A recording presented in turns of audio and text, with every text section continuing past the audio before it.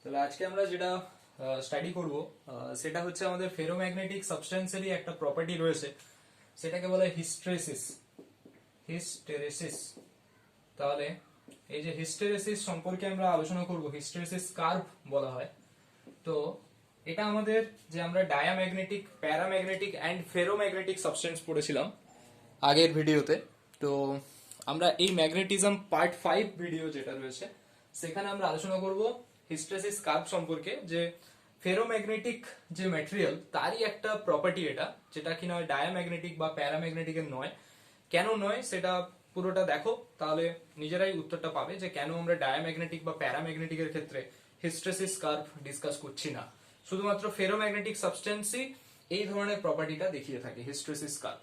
ঠিক আছে, তাহলে এখন এখানে আমরা যেটা জানবো যে হিস্টেরেসিস কার্ভের নেচারটা আমাদের যেটা দেখতে হয় যে এম ভার্সেস এইচ কার্ভ বলা হয়। M versus H curve. M মানে কি? এম হচ্ছে ম্যাগনেটাইজেশন ভার্সেস ম্যাগনেটিক ইন্টেন্সিটি। এটাকে বলা হয় যে ম্যাগনেটিক ইন্টেন্সিটি। ঠিক আছে, তাহলে আমরা এইখানে ম্যাগনেটাইজেশন ভার্সেস ম্যাগনেটিক ইন্টেন্সিটির কার্ভটা দেখতে চাইছি। তাহলে এখানে আমরা এম ভার্সেস এইচ, কোন কোন বইতে দেখবে হয়তো বি ভার্সেস এইচ রয়েছে। তো দুটোর মধ্যে ডিফারেন্স কি আমি বলছি, একই জিনিস বি ভার্সেস এইচ কার্ভ বললেও আমার নেচারটা এরকমই হবে এবং এক্সপ্লেনেশনটা এভাবেই হবে। দেখো এম আর বি এর মধ্যে পার্থক্য এটাই যে এম বি বলতে গেলে যেটা বোঝাচ্ছে বি প্রপোর্শনাল হয় এম প্লাস এইচ, এটা আমরা পড়েছিলাম। এইচ মানে হচ্ছে যেটা আমাদের এক্সটার্নালি ফিল্ডটা দেওয়া হচ্ছে, আর এম মানে যেটা অলরেডি ম্যাগনেটাইজড হচ্ছে। ঠিক আছে, ম্যাগনেটাইজড হওয়ার জন্য ইনসাইডে যে ফিল্ডটা তৈরি হচ্ছে, ইনসাইডে ম্যাগনেটাইজেশন তৈরি হচ্ছে, তার সাথে আমরা গ্রাফটা দেখছি এইচ এর, আর এখানে এটা দেখছি আমরা টোটাল, মানে ইনসাইডে যেটা তৈরি হচ্ছে ইন্টেন্সিটি অফ ম্যাগনেটাইজেশন মানে এম যেটা রয়েছে, আর রয়েছে ম্যাগনেটাইজেশন ইন্টেন্সিটি। ঠিক আছে, তো এইচ, তাহলে যেটা আমরা এক্সটার্নাল ফিল্ড হিসেবেও জেনে থাকি। তাহলে M versus H curve discuss করা যা বি ভার্সেস এইচ কার্ভও ডিসকাস করা একই ব্যাপার। ঠিক আছে, তো দেখো আমি এখানে এম ভার্সেস এইচ কার্ভ কিভাবে এক্সপ্লেন করছি। তাহলে এম ভার্সেস এইচ কার্ভ যদি আমরা দেখি, এম ধরো অ্যালং এক্স অ্যাক্সিস আমি এমটাকে বোঝাচ্ছি, আর অ্যালং এক্স অ্যাক্সিস আমি এইচটাকে ডিনোট করছি, আর অ্যালং ওয়াই অ্যাক্সিস আমি এম কে বোঝাচ্ছি, মানে হচ্ছে ম্যাগনেটাইজেশন কে বোঝাচ্ছি। ঠিক আছে, তাহলে এইচ মানে হচ্ছে আমি যতটা ম্যাগনেটিক মানে ম্যাগনেটাইজড আমি করতে চাইছি, মানে যতটা ম্যাগনেটিক ফিল্ড আমি অ্যাপ্লাই করছি, আর এম মানে হচ্ছে এটা বাইরে থেকে অ্যাপ্লাই করা হচ্ছে, আর এই অ্যাপ্লাই করার জন্য ভেতরে যতটা ম্যাগনেটাইজড হচ্ছে বডিটা, সেটাকে বলা হচ্ছে আমার এম।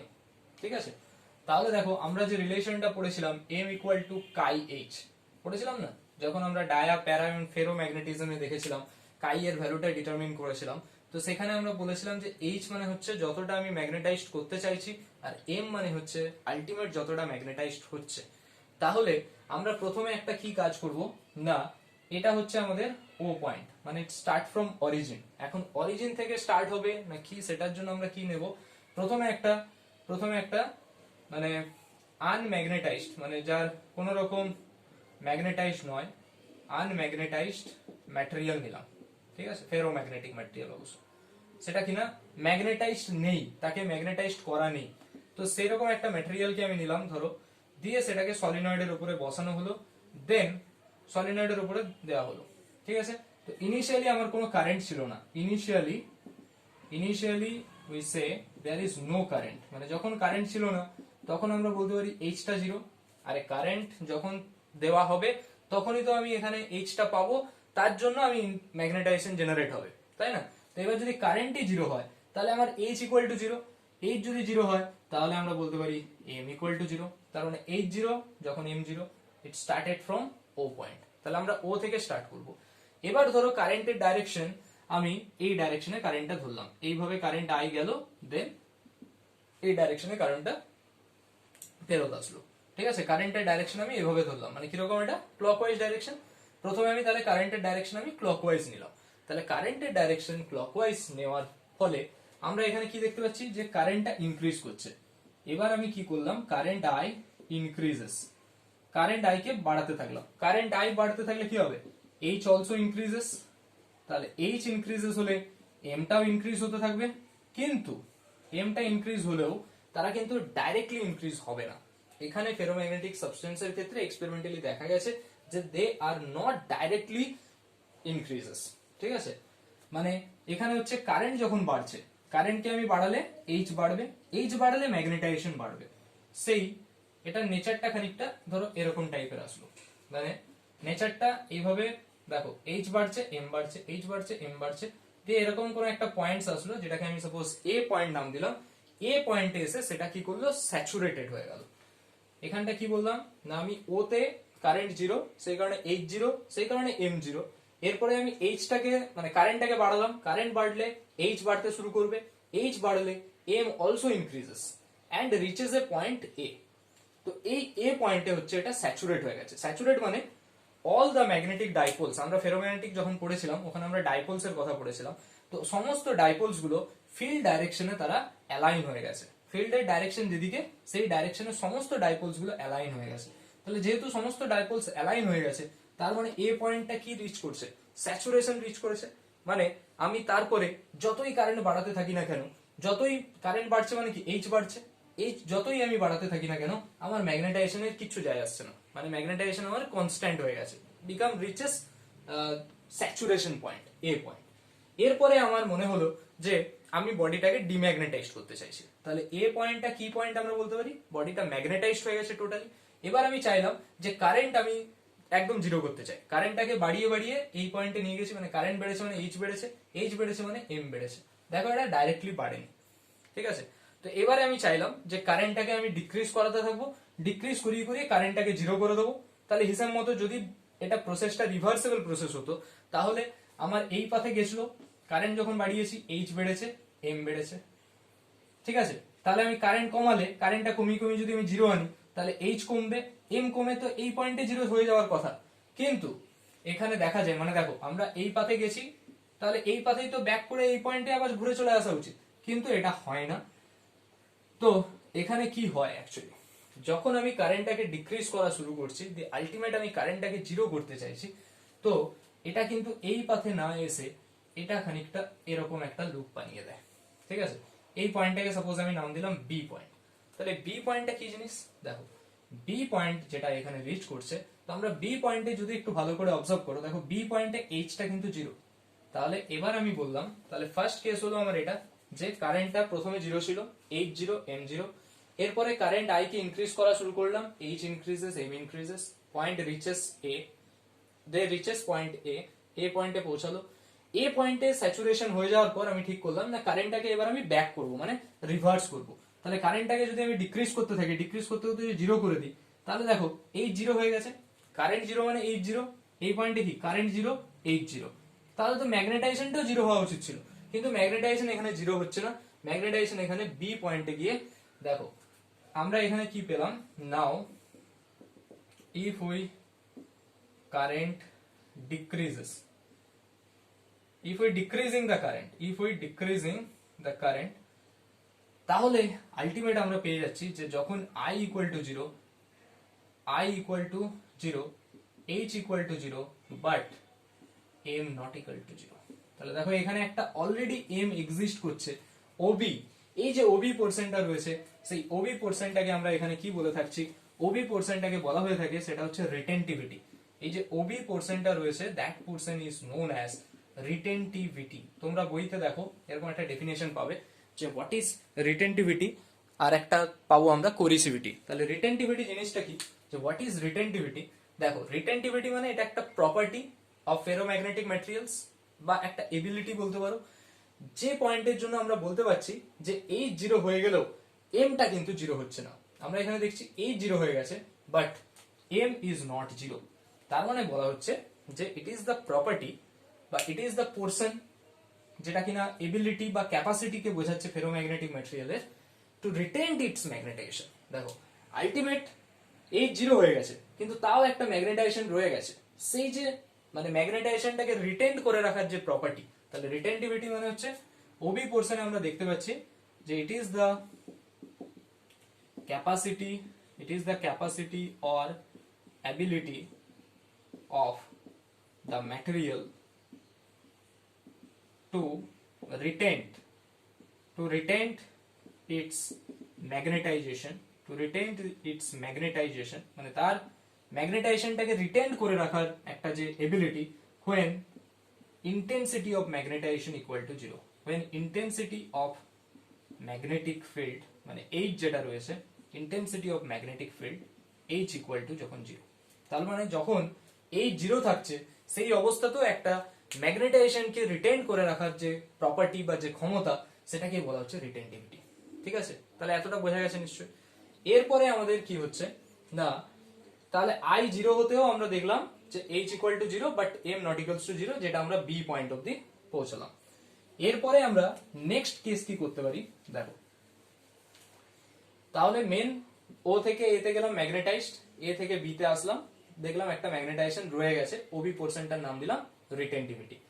এরপরে এই স্যাম্পলটাকে আমি কি করতে চাইলাম না, এটাকে আমি যে আই এর যে কারেন্টের যে ডাইরেকশন, আই এর ডাইরেকশনটাকে আমি রিভার্স করে দিলাম, আই এর ডাইরেকশনটাকে রিভার্স করে দিলাম। মানে দেখো এরকম ম্যাগনেটিক ম্যাটেরিয়াল ছিল, সলিনয়েডের উপরে রাখা হয়েছিল, কারেন্ট এই ডাইরেকশনে ফ্লো করছিল, আমি কারেন্টের ডাইরেকশনটাকে ক্লকওয়াইজ থেকে অ্যান্টি ক্লকওয়াইজ করে দেওয়া হলো।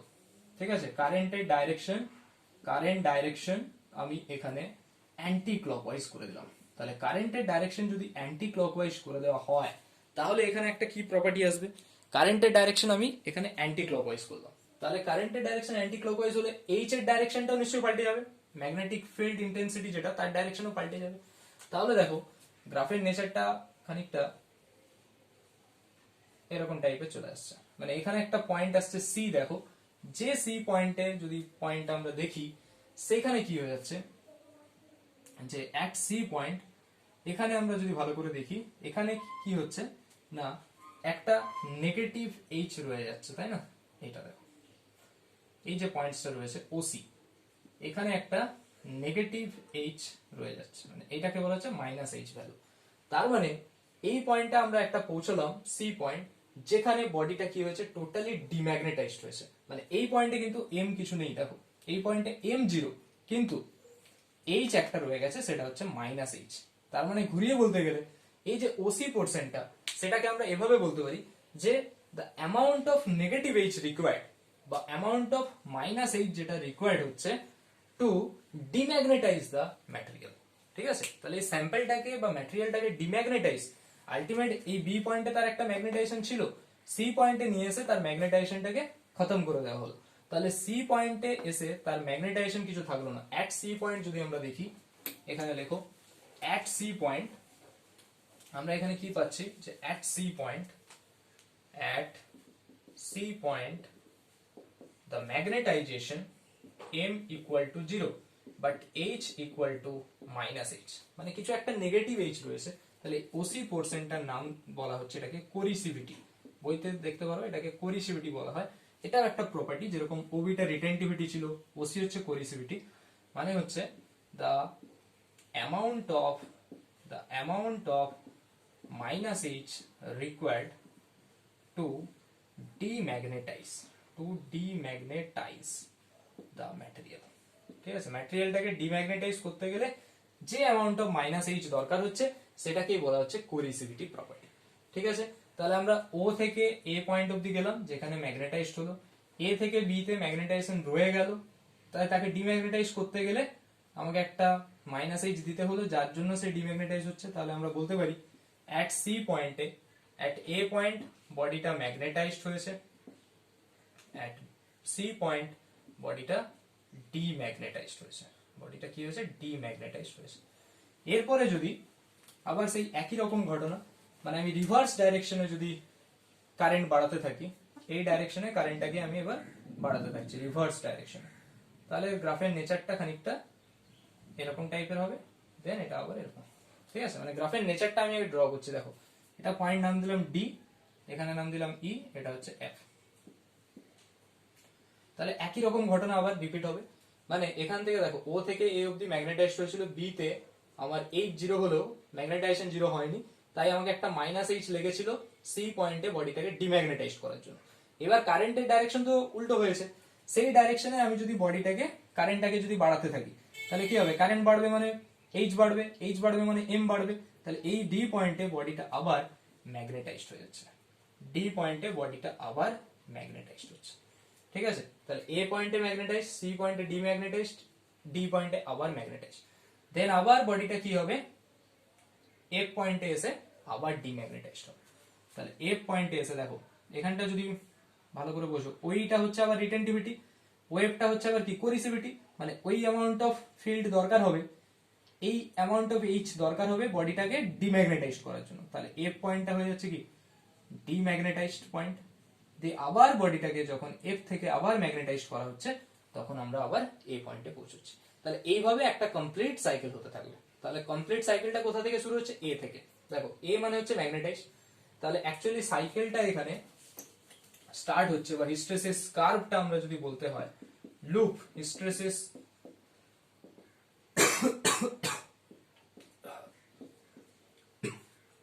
হিস্টেরেসিস লুপ হচ্ছে এ থেকে সি, এ থেকে বি বলবো না, এ থেকে সি, দেন ডি, তারপরে রয়েছে এফ, তারপরে রয়েছে এফ, এ, ম্যাগনেটাইজড, ডিম্যাগনেটাইজড, আবার ম্যাগনেটাইজড, ডিম্যাগনেটাইজড, আবার ম্যাগনেটাইজড। ঠিক আছে, এটা পুরোটা যেতে সেটাকে একটা লুপ কমপ্লিট হচ্ছে আমরা বলতে পারি। তো এবারে দেখো এই যে লুপের এরিয়াটা, the area of the loop, the area of one such loop that is directly proportional to the amount of energy waste, amount of energy waste, যতটা amount of energy waste হয় তার সাথে in a one complete cycle, in one complete cycle, complete cycle বলতে এখানে a থেকে c, c থেকে d, d থেকে f থেকে a। তাহলে এই যে ম্যাগনেটাইজ থেকে ডিম্যাগনেটাইজ, আবার ম্যাগনেটাইজ, আবার ডিম্যাগনেটাইজ, আবার ম্যাগনেটাইজ, এই যে সাইকেলটা হতে যে এনার্জি লস হচ্ছে, মেবি হিট এনার্জি ফর্মে লস হচ্ছে, তো এই সমস্ত যে এনার্জি লস এরিয়াটা কি হবে সেটা ডাইরেক্টলি প্রপোর্শনাল থাকছে এই লসের উপরে। ঠিক আছে, এটা একটা আমাদের লাইন মনে রাখতে হয়, এটা আমাদের হায়ার স্টাডিজে প্রুফটা আছে অনার্স, তো আমরা এখানে জাস্ট এটুকুই জানবো। তো এখানে তাহলে আমরা কোরিসিভিটি, রিটেন্টিভিটি এই সমস্ত টার্মগুলো পড়লাম। এবারে এখানে আরেকটা কথা বলা হয়, সেটা হচ্ছে এখানে দেখো যে এমটা যদি ভালো করে দেখো, যে এমটা হচ্ছে ল্যাগিং বিহাইন্ড এইচ, তাই না, এইচটার সাথে সাথে এমটা ল্যাগ বিহাইন্ড মানে পেছনে রয়েছে, আমরা এরকম বলতে পারি M is lagging behind H, মানে magnetisation is lagging behind the intensity, magnetic intensity.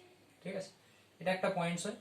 আর এখানে আমরা যদি বলি যে এইচ এর কোন একটা পার্টিকুলার ভ্যালুর জন্য এম এর যদি ভ্যালু চাই, ধরো আমি এইচ এর এইখানে কোনো একটা ভ্যালু চাইছি, এই ভ্যালুর রেসপেক্টে এম এর ভ্যালু কোনটা, মানে যদি কাটি এখানেও এম এর ভ্যালু থাকছে, এখানেও এম এর ভ্যালু থাকছে, এখানেও এম এর ভ্যালু থাকছে, তার মানে for a unique value of H, মানে এইচ এর একটা ইউনিক ভ্যালুর জন্য there are several values of M, মানে ইউনিক ভ্যালুজ অফ এইচ, মানে এইচ এর একটা ইউনিক ভ্যালুর জন্য এম এর অনেক ভ্যালু রয়েছে এখানে, সেটা আমরা এখান থেকে পেলাম যে একটা ইউনিক ভ্যালু এইচ এর জন্য এম এর কিন্তু অনেক ভ্যালু রয়েছে, মানে এম এর ভ্যালুটা ইউনিক নয়, সেই কারণে আমরা এটা বলতে পারি না যে এম ডাইরেক্টলি প্রপোর্শনাল এইচ, সেটা আমরা কখনোই বলতে পারি না। ঠিক আছে, যে এইচ বাড়লেই এম ডাইরেক্টলি ভাবে বাড়বে, মানে এখানে গ্রাফের নেচারটা একদম এরকম হবে, সেটা আমরা বলতে পারি না, এটা গ্রাফের নেচার এরকম হয় না। ঠিক আছে, তো এখান থেকে আমরা এগুলো পড়লাম। আর কিছু কোয়েশ্চেন্স থাকে আমাদের পরীক্ষার জন্য, যে পার্মানেন্ট ম্যাগনেট বানাতে গেলে আমাদের কি কি ক্রাইটেরিয়া ম্যাচ করতে হয়। ঠিক আছে, পার্মানেন্ট ম্যাগনেটের জন্য সফট আয়রন বেশি উপযোগী না স্টিল বেশি উপযোগী, এটা হচ্ছে একটা কোয়েশ্চেন্স থাকে, যে for permanent magnet, for permanent magnet, permanent ম্যাগনেটের জন্য কোনটা ইউজ করা হবে, soft iron or steel. Soft iron মানে এটা এরকম থাকছে, মানে এখানে এরিয়াটা অনেক কম হয়, এরিয়াটা অনেক কম হয়। স্টিলের ক্ষেত্রে এই যে এরিয়াটা রয়েছে, এরিয়াটা একটু বেশি হয়, স্টিলের ক্ষেত্রে এরিয়াটা বেশি হয়। ঠিক আছে, তাহলে এই হচ্ছে দুটো ডিফারেন্স। তাহলে আমাদের কোনটা ইউজ করতে হবে ফর পার্মানেন্ট ম্যাগনেট বানাতে গেলে, কোনটা ইউজ করা হয়। পার্মানেন্ট ম্যাগনেট বানানোর জন্য তিনটে প্রপার্টি দরকার হয়, একটা হচ্ছে হাই রিটেন্টিভিটি হতে হবে ম্যাটেরিয়ালের, হাই কোরিসিভিটি দরকার হবে, আর এরিয়া অফ দ্য লুপ সেটাও বেশি হতে হবে। ঠিক আছে, তাহলে হাই রিটেন্টিভিটি, এদের মধ্যে রিটেন্টিভিটি কার বেশি রয়েছে, রিটেন্টিভিটি গ্রাফ থেকে দেখে মনে হচ্ছে এর কম রয়েছে, এর বেশি রয়েছে, কিন্তু হিসাব মতো রিটেন্টিভিটি সফট আয়রনের রিটেন্টিভিটি সফট আয়রনের বেশি হয়, এর লার্জ হয়, স্মল লার্জ হয়, মানে স্টিলের থেকে একটু বেশি হয় রিটেন্টিভিটি। কোরিসিভিটি যদি আমি দেখি, কোরিসিভিটি এর লার্জ হচ্ছে স্টিলের ক্ষেত্রে, আর এরিয়া তো দেখতেই পাচ্ছ, এরিয়াও স্টিলের ক্ষেত্রে লার্জ। তাহলে হাই কোরিসিভিটি দরকার হয়, এরিয়া লার্জ হতে হয়, আর হাই রিটেন্টিভিটি দরকার হয়। তাহলে হাই রিটেন্টিভিটি সফট আয়রনের বেশি, ঠিক আছে, হাই কোরিসিভিটি স্টিলের রয়েছে, আবার এরিয়াটাও স্টিলেরই বেশি। তাহলে এর দুটো প্রপার্টি ম্যাচ করছে, এর একটা ম্যাচ করছে, সেই কারণে আমরা বলতে পারি ফর পার্মানেন্ট ম্যাগনেট বানানোর জন্য আমাদের অবশ্যই স্টিল ম্যাটেরিয়াল দরকার হবে। ঠিক আছে, স্টিল ম্যাটেরিয়াল দরকার হয় পার্মানেন্ট ম্যাগনেট বানানোর জন্য। এবার ধরো ট্রান্সফরমারের কোনো একটা কয়েলের যেটা আমাদের যেখানে টেম্পোরারি ম্যাগনেট দরকার হয়, তো সেই টেম্পোরারি ম্যাগনেট বানানোর জন্য তখন আমাদের যেগুলো দরকার হবে জাস্ট এর রিভার্স প্রপার্টি গুলো দরকার হবে। মানে আমাদের লো রিটেন্টিভিটি লাগবে, লো কোরিসিভিটি লাগবে, লো এরিয়া লাগবে। তাহলে লো রিটেন্টিভিটি এটা ঠিক আছে, কিন্তু কোরিসিভিটি এর লো, এরিয়া এর কম, তাহলে আমরা টেম্পোরারি ম্যাগনেট বানাতে গেলে সফট আয়রন ইউজ করব, পার্মানেন্ট ম্যাগনেট বানাতে গেলে স্টিল ইউজ করব। ঠিক আছে, তো হিস্টেরিসিস সম্পর্কে এটাই থিওরি রয়েছে।